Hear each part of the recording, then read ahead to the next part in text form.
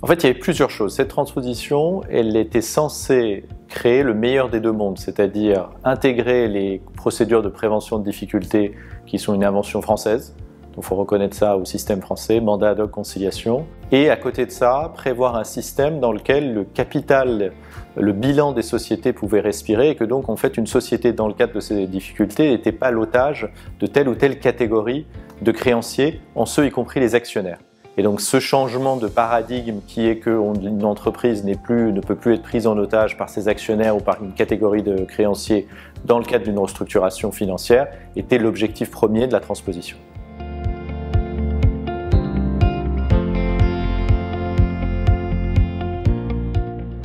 Donc il y a des dizaines et des dizaines de changements et puis il y a tout ce que la France compte d'avocats et de professeurs de droit ont déjà fait des synthèses là-dessus, mais je pense qu'il faut prendre 2-3 points. Le premier, c'est qu'il n'y a plus cette capacité d'imposer un rééchelonnement à 10 ans dans le cadre d'une sauvegarde. Et ça change tout, parce que ça veut dire qu'en droit français,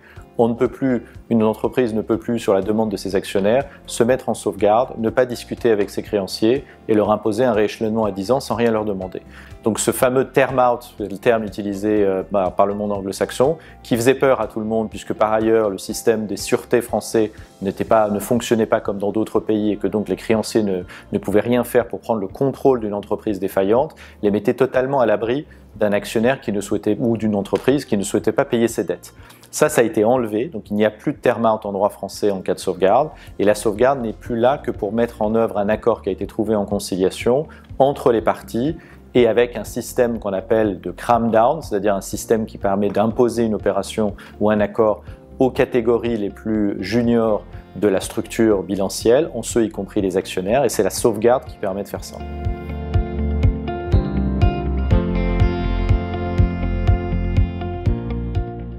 Ce qui va être très intéressant, c'est qu'avec la sortie du Brexit, l'Angleterre va perdre un marché naturel qui était, du fait de l'absence de la reconnaissance automatique des décisions anglaises en France ou au sein de l'Union européenne. Les gens qui vont faire les opérations, qui vont avoir recours en fait au droit anglais, vont devoir se poser la question de la capacité pour ce droit de pouvoir interagir dans les pays de l'Union européenne via un